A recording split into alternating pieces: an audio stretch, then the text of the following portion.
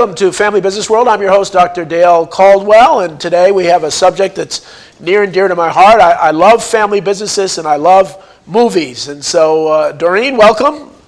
Thank you. Yes. So we have Doreen Sayegh, who is the owner and president of the Cranford Theater, and they are not only an amazing theater, but they really have amazing community service and giving back as many family businesses do. And so Doreen, I always like to begin with, you're part of a family business, so that may have been in the back of your mind, but where'd you grow up and where'd you go to school before you got into the business?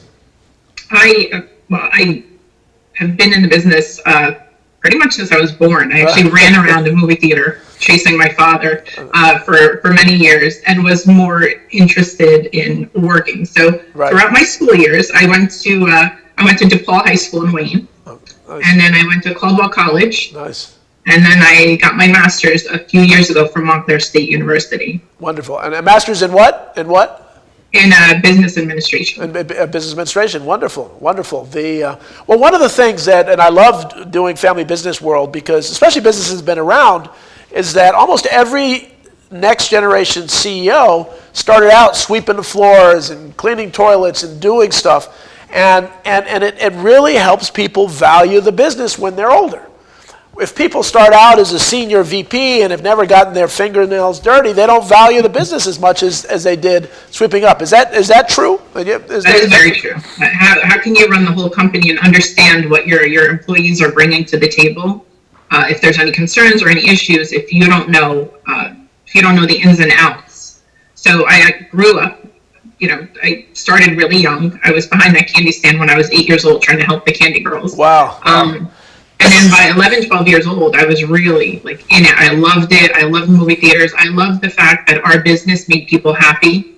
And it was a business that created memories. Right. And you always hear people saying how they went on their first date at the movies, or they remember seeing Casablanca on the big screen, and now they want to bring their grandchildren to see a classic.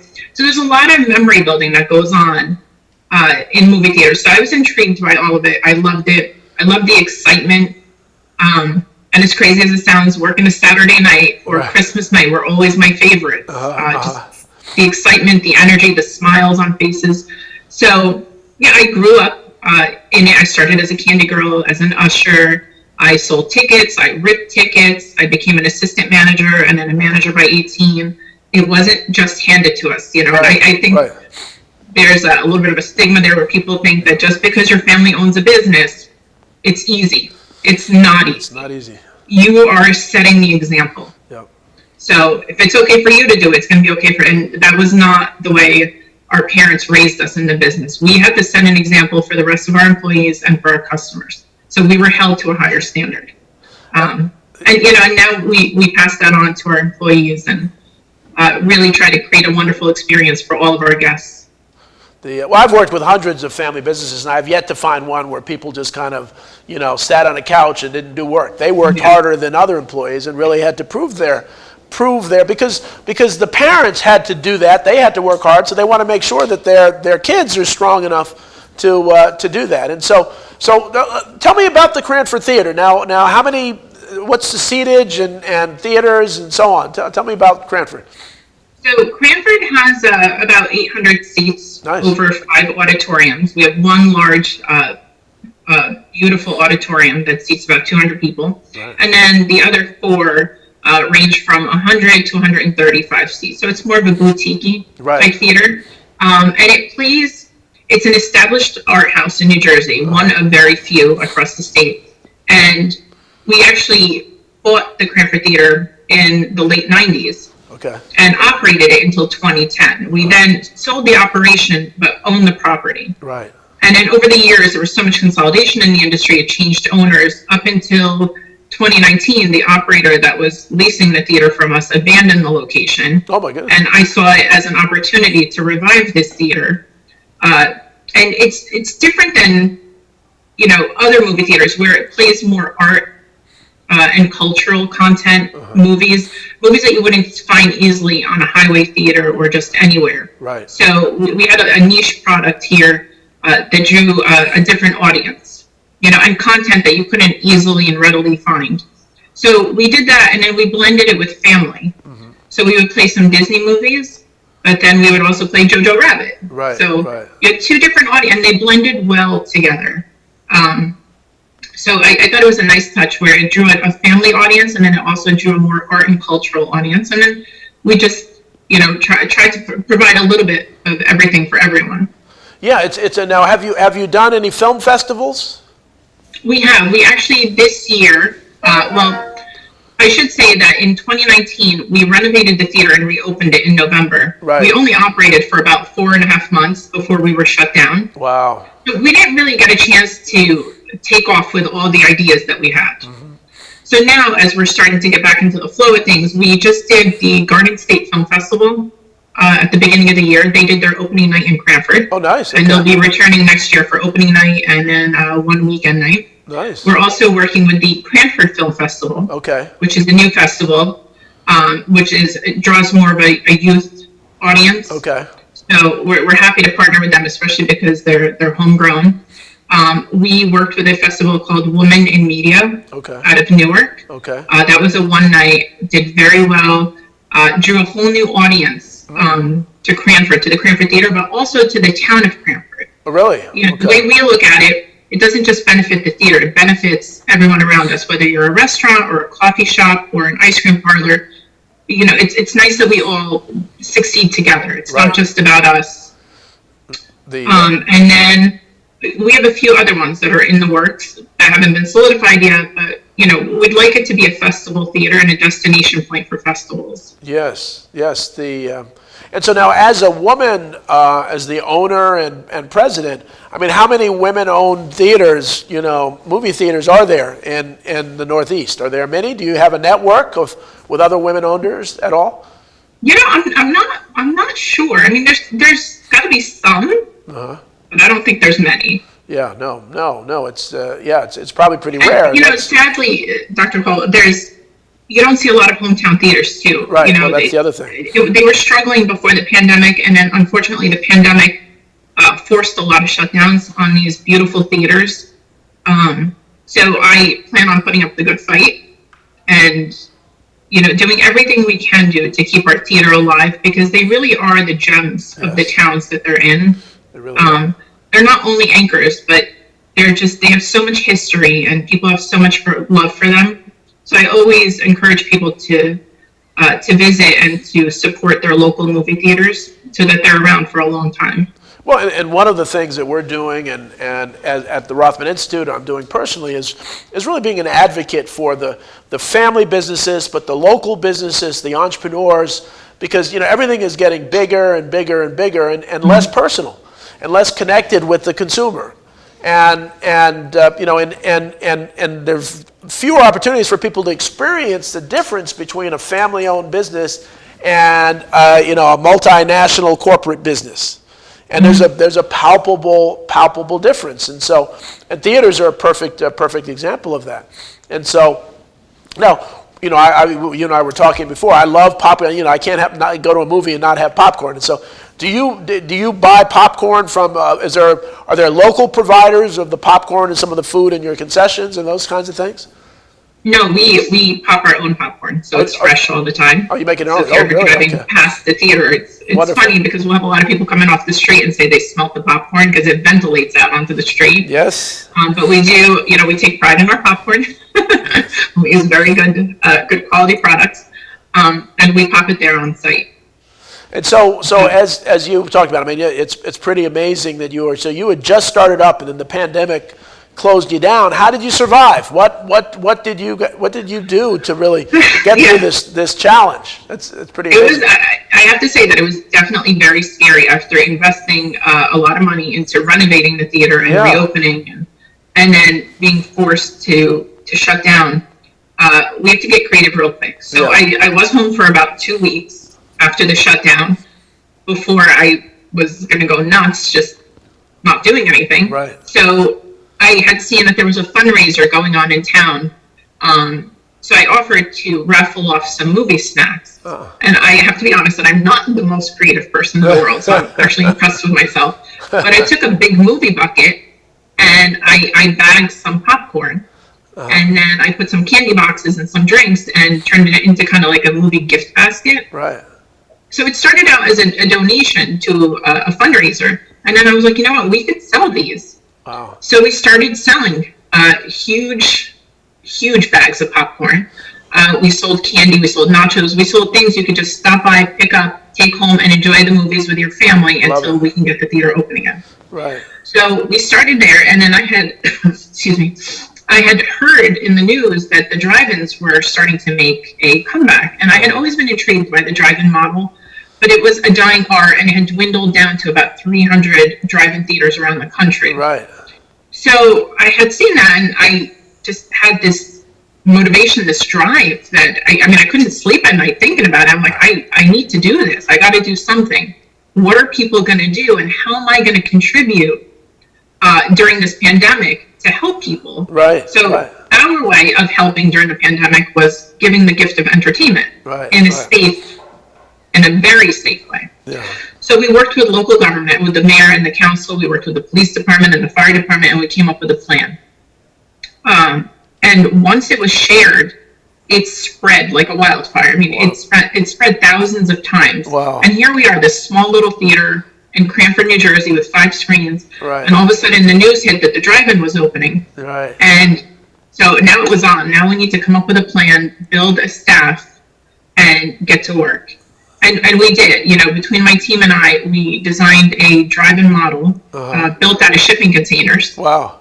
And we used so the shipping containers, we built it out of plywood, and we developed this 40-foot screen in the Orange Avenue pool parking lot in town. And then we used another shipping container that housed our projection booth and a concession stand.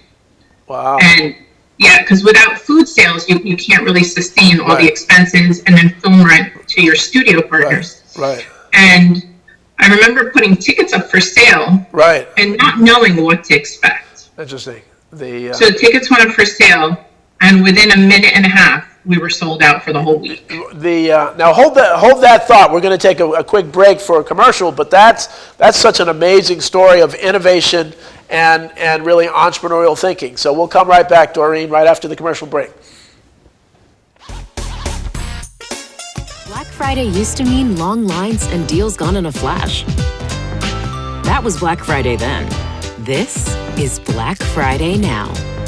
This year, Target has Black Friday deals all November, with new deals each week, in store and on Target.com. So you can get all the Black Friday savings without all the Black Friday stress. No matter how you shop, it's Black Friday now at Target. Is everything ready for tomorrow? Planning, shopping, carrying, washing, slicing, dodging, chopping, weeping, mashing, grating. And now, what oil are you going to use to cook all that effort? Introducing Bertolli Cooking Olive Oil. Ideal for cooking.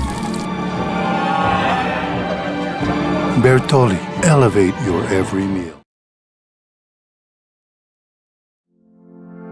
Welcome to Rowan Medicine's new facility in Sewell, home to Rowan Family Medicine. When you need a trusted physician for your whole family, Rowan Medicine is here for you. We provide routine wellness and preventative care appointments. We help guide you through diagnosis and treatment for a variety of illnesses. And we even connect you with other healthcare specialists. Call today to make an appointment or go to rowanmedicine.com.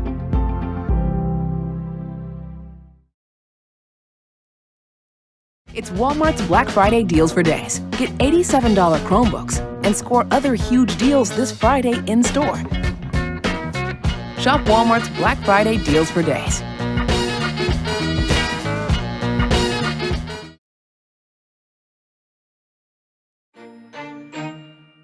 This Thanksgiving, let Wegmans take care of all the cooking so you can spend more time with friends and family.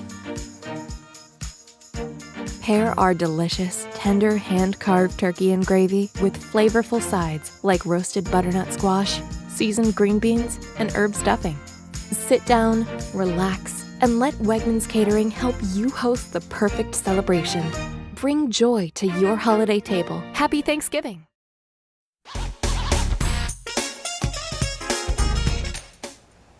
Welcome back to Family Business World. I'm your host, Dr. Dale Caldwell, and Doreen was just telling us about her innovative idea to really do a drive-in. And so we left it off that you tried this idea, you built this beautiful screen, and you said tickets sold out how quickly? Within a minute and a half. A minute and a half tickets. About how many tickets? How many tickets was it? We were selling a few hundred tickets a week. We started with 3 nights a week, right, and then we saw that the demand was there, and we couldn't accommodate everyone. Right. So we went back to the mayor and the council and requested additional nights. So we were now up to 6 nights a week. Wow. And selling out every night, and that continued for the 5.5 months that we were in operation. Once it got too cold, once we got to December, we had to shut it down because the cold was a little overbearing and you can't leave your car running. Right. So it was time to take it down. But we did go right through Thanksgiving weekend, and we did a lot of fun stuff. Yeah.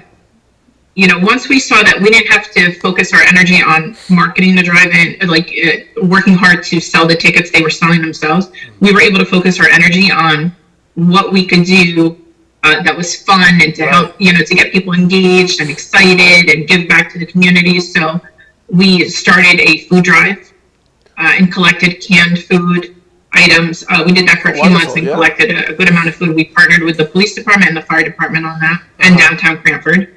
So it was a joint effort. We collected school supplies for children and teachers in need. So we kicked that off with a showing of Ferris Bueller's Day Off. Oh, I love it. Off our school supply drive.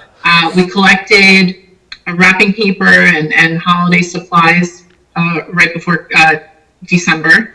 So we did well with that. So it gave, really, all these things were a way for those who didn't know what they could do to help others. We were giving you an opportunity to join this community effort and help give back. Because like I said, I myself found myself in a position at the beginning of the pandemic of not knowing what I could do to help. Right. So we did that, and then we did a lot of great promotions. We partnered with, our first promotion was with the Christopher and Dana Reeve Foundation. Oh, good. Okay. We partnered with them, and we raised money for paralysis. And then the theater matched whatever donations came in. And then in September, we partnered with the Children's Specialized Hospital and the Cake Boss, and we raised money for children, for the Children's Hospital, and we matched the donation from the theater. So a lot of great things. We did costumed employees. So for Jurassic Park, we had inflatable dinosaurs walking around the parking lot taking pictures with the kids. We had the inflatable Stay Puft Marshmallow Man who walked around for Ghostbusters. We had Christmas in July with a showing of Elf, and we had our electrician, who was a very good sport, dressed up as Santa in 95-degree weather. Oh, wow. But he went around and he made so many children happy, and he was a really good sport about it. So, a lot of people really partook, volunteered their time, and had a lot of fun with us. And I can't tell you, there are no words to describe the emotions during those months, especially in the beginning, where the pandemic was really still at the height of itself. And people coming in, mothers opening their window with tears, just tears building in their eyes, that they were so happy that this was an activity they could do with their families and in a safe manner, because you had to stay in your car for last summer. So there was nobody could feel uncomfortable. We spaced out the cars and you had to stay in your vehicle. So I'm sure that wasn't always very comfortable in the hot and in the, but we made it work. We had portable fans. If anybody wanted, you were welcome to bring one with you. Anything you could do to keep yourself comfortable. But it was also great because a lot of children, I included, had never experienced a drive-in before. And parents and grandparents were able to bring their kids and their grandchildren to experience something that you can't easily find anymore. You'd have to commute right now. I think there's one in New York and one further away in New Jersey, but it's quite a drive. It's and the other thing is that people, the longer we get away from this, the fewer and fewer people will understand what it was like at that time. Even as we talk about it now, it was just a year ago, but I mean, people were stuck in their house. People couldn't do anything. They couldn't go anywhere. They couldn't see live people other than than their family, and sometimes their family was quarantined. So what you were doing was really, really revolutionary and really emotionally supportive for people dealing with some of the emotional challenges of this that people are still dealing with as an outgrowth of the pandemic. So I really applaud you with that. Doreen, one of the things that we're losing in society, and I love technology, and I love watching, on TV, the stream services and all that. But that experience of being with other people in a theater and that sound and having popcorn, we're losing this real life experiential stuff.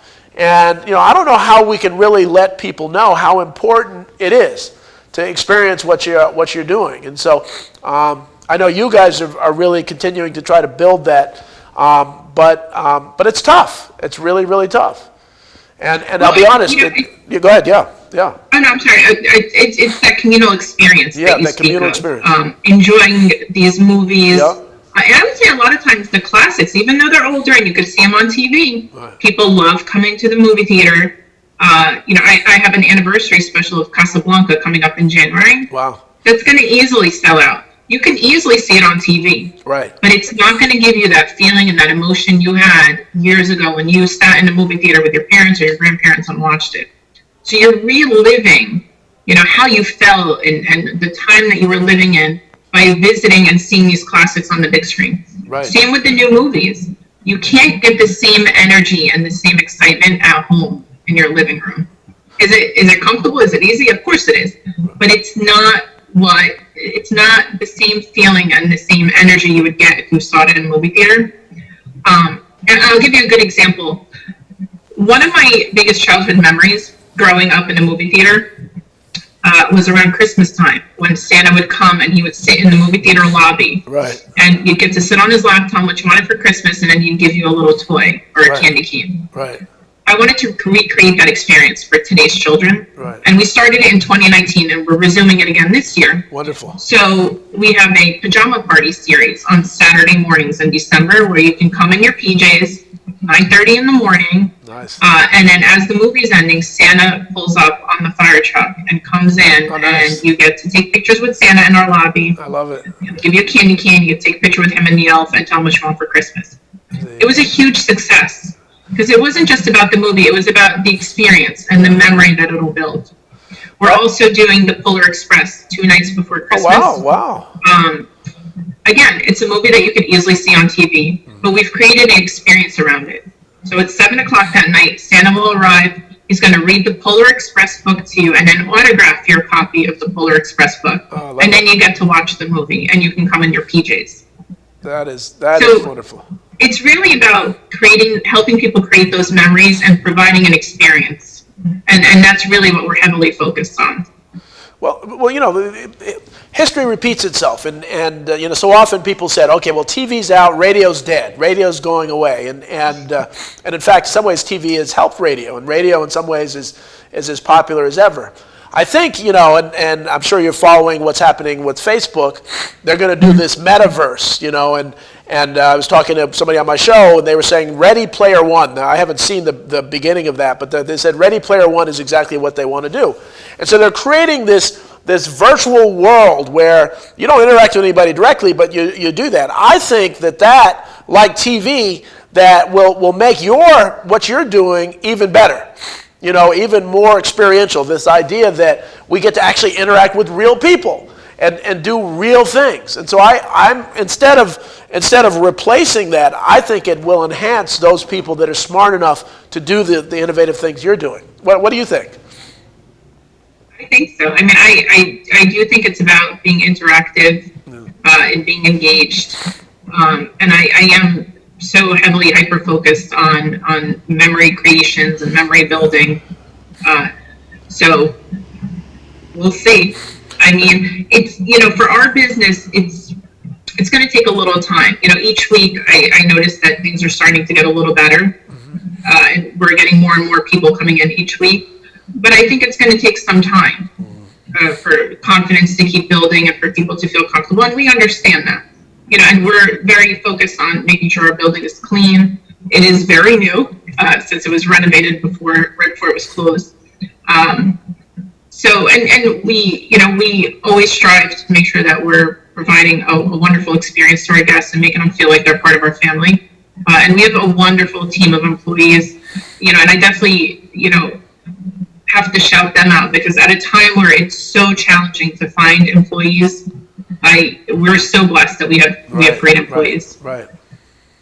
Yeah, but there's another assault to movie theaters is this streaming, and that many movies are coming out being streamed at the same time that they're in the theaters. And so that cuts into your revenue. I know there have been lawsuits. Scarlett Johansson sued, I think, because they were doing that with her movie. So that's another challenge that you have going forward. And so it's a very big challenge, because we were already competing with streaming and on demanding, and the convenience of not having to leave your home. Right. And I could see in the beginning of the pandemic where studios had no choice and they were under contracts, and they had to do what they had to do. But I think now that movie theaters are open and we're starting to get back on our feet, it definitely makes it a lot more challenging that they're streaming online, because we want people to experience it in movie theaters. You don't get the same experience sitting at home watching, any movie. Right. And you don't get that, like I said, that communal experience of being around others that are enjoying the same genre, the same movie, or the same action that you're enjoying. You just don't get that at home.